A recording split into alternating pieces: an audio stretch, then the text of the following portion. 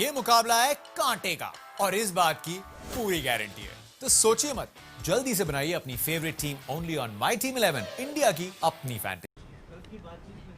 Akhil Bharatiya Congress committee के महासचिव in charge Rajasthan Ajay Maken जी और मैंने 2 संभागों के फीडबैक कार्यक्रम में भाग लिया था। अजमेर संभाग के 5 जिले और हमारे जयपुर संभाग के। उसमें जो फीडबैक के आधार पे जो बातें आई थी, उन सभी मुद्दों को लेकर के मैंने माननीय मुख्यमंत्री जी से चर्चा की है। अजय माकन जी ने टेलीफोनिक चर्चा की है। जो प्रमुख मुद्दे थे कि सरकार ने 1.5 साल में, पौने 2 साल में कितने काम किए, उसके लिए जो हमारा जन घोषणा पत्र था उसको 2 अक्टूबर को हम लोग प्रिंट करा करके उसको बताएंगे कि हमारे इतने मुद्दे जो है वो जो हमने जन घोषणा पत्र में दिए थे वो पूरे हो चुके हैं। दूसरा जो मुद्दा जन घोषणा इसमें फीडबैक कार्यक्रम में आया था, उसमें एक बिजली का मुद्दा प्रमुख रूप से था, जिसमें जो समझौता समिति में वीसीआर भरने में जो किसान जाता है उसको 70% पैसे जमा कराने पर वीसीआर के उसके ऊपर फिर सुनवाई की जाने की ऑर्डर निकल गया था। उसके ऊपर माननीय मुख्यमंत्री जी से बात की है। मुख्यमंत्री जी ने विभाग के अधिकारियों से चर्चा की है और मैं समझता हूँ उसमें मुख्यमंत्री जी, हमारी सरकार संवेदनशीलता के साथ किसानों के साथ खड़ी मिलेगी और जल्दी ही उसमें 1-2 दिन में ही निर्णय लिया जाएगा। दूसरा जो मुद्दा था कि कार्यकर्ताओं की एक बात थी कि हमारी अधिकारी मानते नहीं हैं, जन सुनवाई हमारी प्रॉपर हो नहीं पा रही है, तो इसके लिए माननीय मुख्यमंत्री जी से बात की है और शीघ्र ही सरकार इसके ऊपर गहन मंथन करके और ब्लॉक स्तर पर, जिला स्तर पर और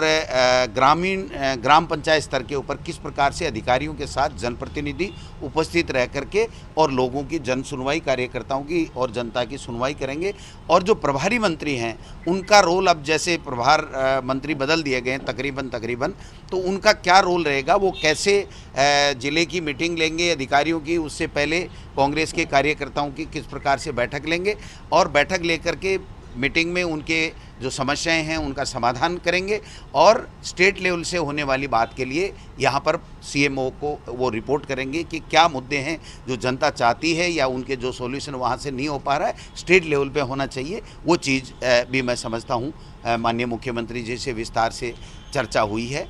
बाकी स्थानांतरण की एक बात आ रही थी, तो इसके लिए भी सैद्धांतिक रूप से माननीय मुख्यमंत्री जी ने माना है कि चूँकि 12 महीने हो गए और लोगों की अगर भावना है, लेकिन इसी बीच में ये पंचायत चुनाव की आचार संहिता है, तो मैं समझता हूँ ये मुद्दा माननीय मुख्यमंत्री जी का ये कहना था कि कैबिनेट की जो भी मीटिंग हम 2 दिन, 5 दिन, 10 दिन में करेंगे तो उसमें विस्तार से इससे चर्चा करके इसके ऊपर फैसला करेंगे। लेकिन कोरोना काल में ये तय हुआ है कि अगर ट्रांसफ़र खोले जाएँ तो फिर ऑनलाइन प्रक्रिया जो एजुकेशन डिपार्टमेंट ने पहले अपनाई थी उसी तरीके से एजुकेशन के साथ साथ सभी विभागों में अपनाई जाए, जिससे लोगों को आके और यहाँ पर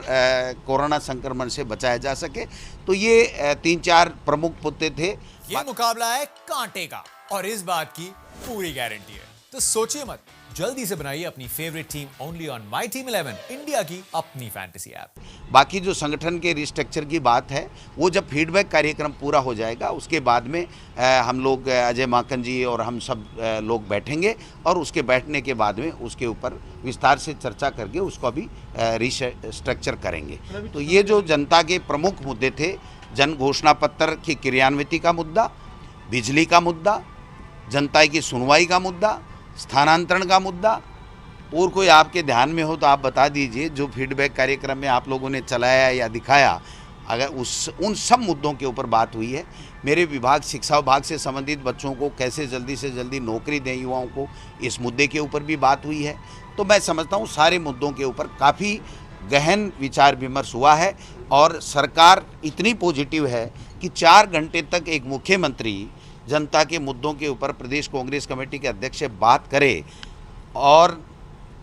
पॉजिटिव वे में ये कहे कि हम 2 दिन, 4 दिन, 5 दिन में ही इनके ऊपर, सबके ऊपर एक्सरसाइज करके और उसको आगे बढ़ेंगे। तो मैं समझता हूँ इससे बढ़िया कोई बात हो नहीं सकती। मैं माननीय मुख्यमंत्री जी का भी, माकन साहब की ओर से और मेरी ओर से भी धन्यवाद देना चाहता हूँ कि उन्होंने जनता के मुद्दों को, कांग्रेस के कार्यकर्ताओं की बातों को इतनी तवज्जो दी और जल्दी ही उनके समाधान का आश्वासन दिया। सर, नई टीम कब तक